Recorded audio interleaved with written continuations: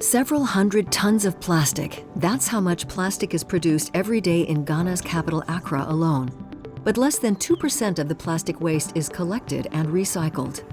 One reason is that waste disposal in Ghana is privately run, and only a small number of wealthy people can afford to have their waste collected. Everyone else has to dispose of their waste on the streets or in bodies of water. Plastics that ends up in not collected ends up in our drains, and it becomes a social and ecological problems. Number one, the city gets flooded, and two, it washes the plastics into the ocean. Those who work as plastic collectors in the waste sector often suffer due to informal and poor employment conditions. As the most vulnerable link in the recycling chain, they are under price pressure from the buyers who often exploit them. Waste disposal offers great potential for creating jobs and generating income, but there's a lack of trained staff, structures, and investment. This is the focus of Invest for Jobs, the special initiative on training and job creation of the German Federal Ministry for Economic Cooperation and Development, BMZ. Together with the Develop funding program, Invest for Jobs supported a partnership between the Deutsche Gesellschaft für internationale Zusammenarbeit, GIZ, and private companies to improve working conditions in Ghana's waste sector. In a first step, the local waste disposal company Tidyup Ghana, together with the Bremen-based partner Rodiek & Company, transformed a disused waste transfer station into a recycling collection point. The second step involved training 45 waste collectors, 90% of whom are women.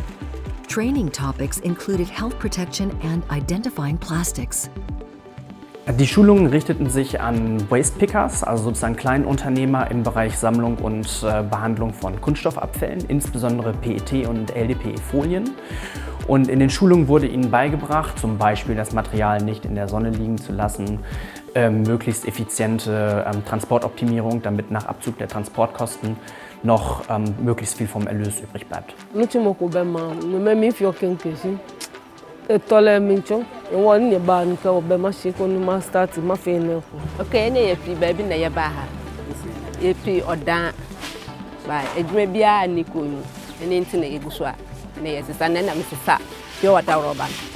After their training, the waste pickers collect plastic waste on the streets of Accra, particularly in the early hours of the morning when it's still cool, and take it to Tidyup, where it's weighed, sorted, pressed, and subsequently sold. Tidyup is a reliable port of call for them, with planning security for their income.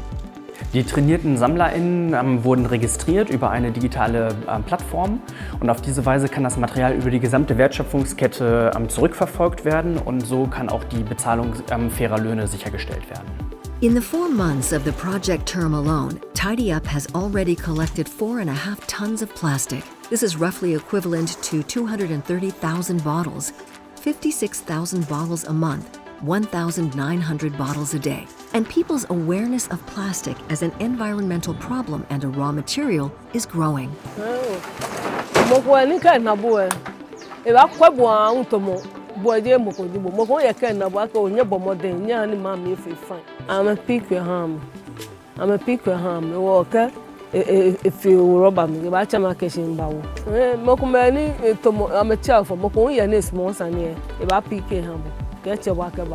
This approach is turning an environmental problem into a regular source of income with improved working conditions. It's also boosting the local recycling economy. Der Aufbau von Sammelstrukturen, wie es durch das Projekt erfolgt ist, führt zu verlässlichen Materiallieferungen an die Recycler in gleichbleibender Qualität, auf deren Seite zu mehr Nachfrage und so langfristig zum Aufbau einer funktionierenden Kreislaufwirtschaft.